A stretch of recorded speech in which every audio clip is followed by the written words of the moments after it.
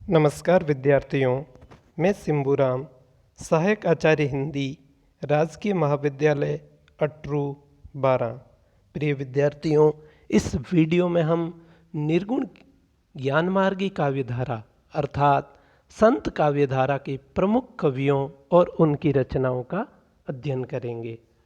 प्रमुख संत कवियों का परिचय। कबीर संत काव्यधारा के प्रतिनिधि कवि कबीर हैं। प्रश्न भी पूछा जाता है कि संत काव्यधारा के प्रतिनिधि कवि का नाम लिखिए, तो उत्तर होगा कबीर। निर्गुण ज्ञानाश्रयी काव्यधारा के प्रमुख प्रवर्तक संत कवि के रूप में कबीर सर्वश्रेष्ठ हैं। इनके जन्म के संबंध में अनेक किंवदंतियां प्रचलित हैं, पर यह निर्विवाद हैं कि ये काशी की जुलाहा जाति में पालित और वर्धित हुए थे। प्रश्न भी पूछा जाता है जाति के बारे में। कबीर की जाति जुलाहा है। कहाँ के थे? काशी। इनके गुरु रामानंद माने जाते हैं। कबीर के गुरु रामानंद। इनकी पत्नी का नाम लोई था तथा कमाल और कमाली इनके पुत्र और पुत्री थे। स्वतंत्र प्रकृति के होने के कारण रूढ़िवाद के कट्टर विरोधी थे। रूढ़िवादी जो परंपराएं हैं, धारणाएं हैं, उनका इन्होंने खुलकर विरोध किया है। इसलिए हिंदू मुस्लिम दोनों संप्रदायों की खिल्ली इन्होंने उड़ाई है। इनकी वाणी और वचनों में हठ योग तथा वेदांत की झलक दिखाई देती है। कबीर के ग्रंथ। वैसे कबीर के नाम पर अनेक पुस्तकों की संख्या कहीं पहुंचती है, परंतु अधिकांश कबीर द्वारा लिखित नहीं है, क्योंकि कबीर स्वयं कहते हैं, मसीह कागज छुयो नहीं, कलम गही नहीं हाथ। उन्होंने जो खुद पद लिखे हैं वह दूसरों के संग्रह किए हुए हैं। कबीर की जो रचनाएं हैं उनका संग्रह बीजक के नाम से उनके शिष्य धर्मदास ने किया था, जिसके 3 मुख्य भाग हैं, शाखी, सबद और रमेनी। कबीर निर्गुण भक्ति संप्रदाय के प्रतिनिधि संत कवि हैं। इन्होंने निर्गुण निराकार राम अर्थात ब्रह्म की उपासना की है। विशेष ध्यान करें, कबीर के जो राम हैं वह निर्गुण निराकार है। कबीर का अकेश्वरवाद भारतीय अद्वैतवाद के अनुरूप हैं। कबीर ने बहुदेववाद का खंडन किया और अकेश्वरवाद का समर्थन किया। कबीर की कविता में आत्मा परमात्मा का मिलन है। परमात्मा से मिलन के लिए कबीर गुरु और ज्ञान दोनों को आवश्यक मानते हैं। कबीर ने अपनी वाणी के द्वारा वेदांत तत्व, नश्वरता, माया, मूर्ति पूजा, हिंदू मुस्लिम दोनों धर्मों में होने वाले बाह्य आडंबर, रीति रिवाज, प्रथाएं आदि पर व्यंग्य बाण चलाए हैं।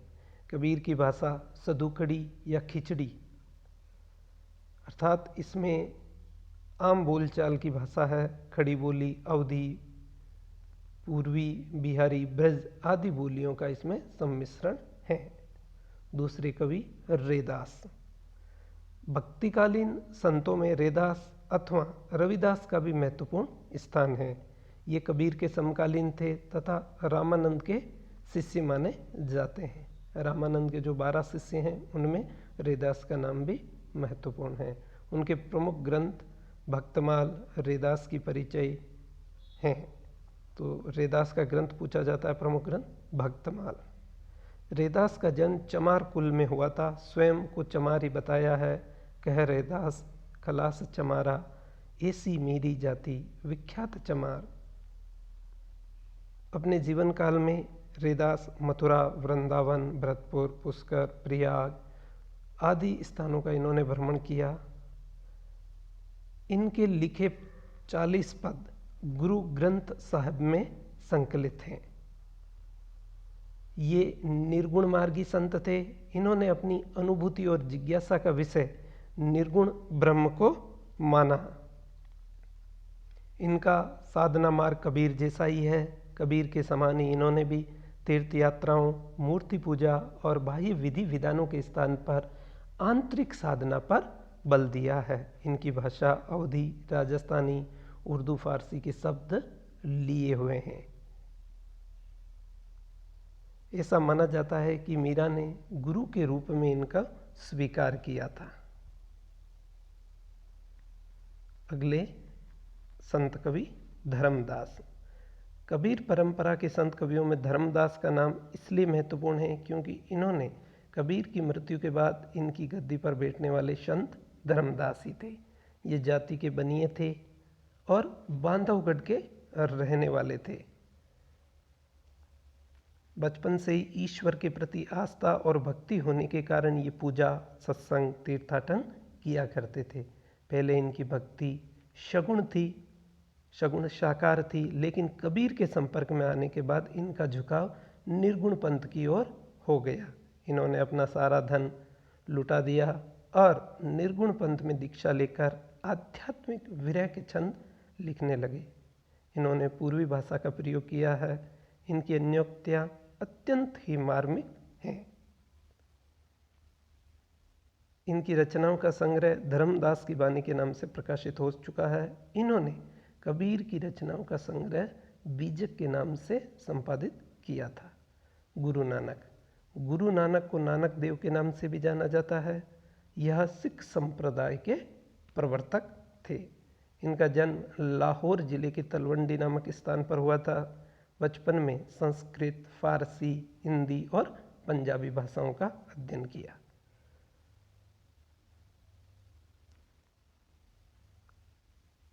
इनके 2 पुत्र थे, जिनमें बड़े पुत्र श्रीचंद ने आगे चलकर उदासी संप्रदाय का प्रवर्तन किया। ये प्रश्न पूछा जाता है कि उदासी संप्रदाय का प्रवर्तन किसने किया, तो उत्तर होगा श्रीचंद। गुरु नानक ने निर्गुण ब्रह्म की उपासना, संसार की क्षणभंगुरता, माया, नाम जप की महिमा, गुरु महिमा, सात्विक कर्मों की महत्ता आदि विषयों को अपने काव्य में प्रतिपादित किया है। इनके पद, दोहे, साखियों का संग्रह, इनकी वाणी गुरु ग्रंथ साहिब में संग्रहित हैं। इनके कुछ भजन पंजाबी में, कुछ देश की प्रचलित काव्य भाषा हिंदी खड़ी बोली के रूप में, तो कहीं ब्रज भाषा के रूप में। कबीर जैसे खंडन मंडन की प्रवृत्ति इनमें नहीं दिखाई देती है। इनके काव्य में भक्ति, दीनता, सरलता, समर्पण की प्रधानता के साथ शांत रस की एक अविरल धारा लगातार प्रवाहित होती है। दादू दयाल। भक्तिकालीन संतों में दादू पंथ का प्रवर्तन करने वाले धर्म सुधारक, समाज सुधारक तथा रहस्यवादी कवि के रूप में संत दादू दयाल विख्यात हैं। कुछ लोग इन्हें गुजराती ब्राह्मण तो कुछ लोग मोची या धुनिया मानते हैं। दादू के जन्म, जाति के बारे में अनेक कथाएं प्रचलित हैं। इन्होंने अपने जीवन काल में दादू पंथ की स्थापना की।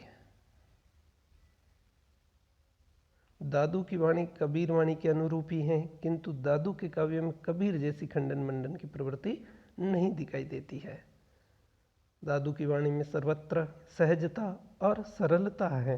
भाषा सरल, बोधगम्य ब्रज भाषा है, जिनकी राजस्थानी और खड़ी बोली के शब्दों की प्रचुरता है। इनके कुछ पद गुजराती, राजस्थानी और पंजाबी में भी कहे हैं। अगले संत कवि सुंदरदास। सुंदरदास का जन्म जयपुर के पास थौसा या दौसा नामक स्थान पर खंडेलवाल परिवार में हुआ।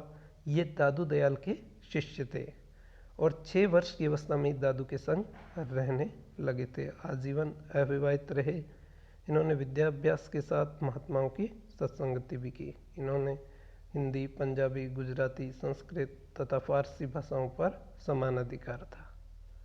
इनके लिखे 42 ग्रंथ माने जाते हैं, जिनमें से ज्ञान समुद्र और सुंदर विलास विशेष प्रसिद्ध हैं। प्रश्न भी पूछा जाता है कि सुंदर विलास की किन्हीं 2 रचनाओं के नाम लिखिए, तो जो प्रमुख रचनाएं हैं ज्ञान समुद्र और सुंदर विलास। मलुकदास। इनका जन्म लाला सुंदरदास खत्री के घर जिला इलाहाबाद के कड़ा नामक स्थान पर हुआ था। मलुकदास ने ज्ञान, योग, निर्गुण भक्ति, वैराग्य, दार्शनिक चरित्र विषयक, उपदेशात्मक आदि संबंधित ग्रंथ लिखे हैं, जिनमें प्रमुख ज्ञानबोध, सुख सागर, 12 कड़ी, शब्द आदि प्रमुख हैं। इन्होंने ब्रज और अवधी दोनों भाषाओं में काव्य की रचना की है। इनकी भाषा में बोलचाल की खड़ी बोली है और उर्दू फारसी का भी इसमें पुट है। अगले कवि जम्बुनाथ। इनका जन्म राजस्थान के नागौर जिले के पिंपासर गांव में राजपूत परिवार में हुआ था। जब इनको सिद्धि की प्राप्ति हुई तब ये जम्ब ऋषि के रूप में विख्यात हुए। आजीवन ब्रह्मचर्य का पालन किया। इनकी कोई ग्रंथ उपलब्ध नहीं होता है जो फुटकर रचनाएं मिलती है, जिसमें योगाभ्यास, ओंकार जप, निरंजन की उपासना, सद्गुरु महिमा, अनन्य भक्ति जैसे प्रसंगों का वर्णन मिलता है। धन्यवाद।